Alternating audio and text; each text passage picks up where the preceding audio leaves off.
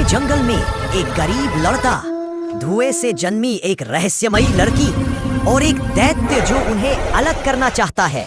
जादू जंगल में नहीं, डर के पीछे छिपे सच्चे दिल में होता है।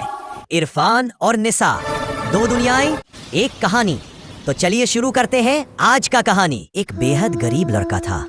इरफान दिन में लकड़ियां काटता, रात में अपनी अंधी दादी को पास बैठकर धीरे धीरे गीत सुनाता था।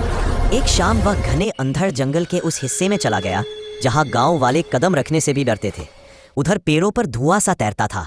मिट्टी नम नहीं, ठंडी लगती थी, जैसे किसी की सांस हो। तभी उसे झाड़ियों के बीच एक काली पत्थर की कटोरी दिखी जिसके भीतर हल्की सी नीली चमक लहरा रही थी। उसे लगा, इसे बेच दूं तो दादी की आंखों का इलाज हो जाएगा। लेकिन जैसे ही उसने कटोरी उठाई, पूरे जंगल में सीटी जैसी आवाज गूंज उठी। नीले धुएं से एक लड़की बनी, लंबे चांदी जैसे बाल, आंखों में धुंधल का। वह बहुत थकी हुई, लगभग टूटती हुई बोली, मैं कुहासे की कपोल कन्या हूँ। एक जंगल ग्रहण करने वाले दैत्य ने मुझे इस कटोरी में बांध दिया था। इरफान डर गया, पर उसने कांपते हाथों से उसे सहारा दिया। तुम्हें चोट नहीं आने दूंगा, चाहे जो हो जाए। लड़की मिसा धीरे धीरे उसके साथ रहने लगी। वो दादी को ताज़े पत्तों से दवा बनाकर देती, झोंपड़ी के बाहर रोशनी सा कुहासा फैला देती जिससे जानवर भी पास ना आते।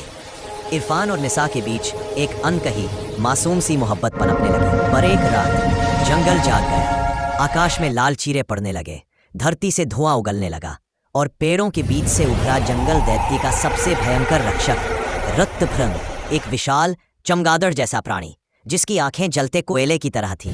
वह गरजा, इंसान, कुहासे की कन्या हमें लौटा दे।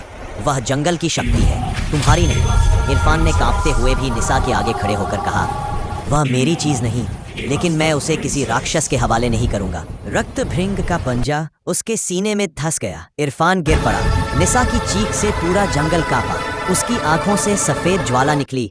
वह कुहासे की असली रूप एक प्रचंड कुहासे देवी के रूप में बदल गई। जंगल में तूफान उठ गया, पेड़ झुक गए, धरती फटने लगी। तभी अंधेरे में ओस की महक के साथ प्रकट हुई कुहासे की महारानी, निसा की माँ।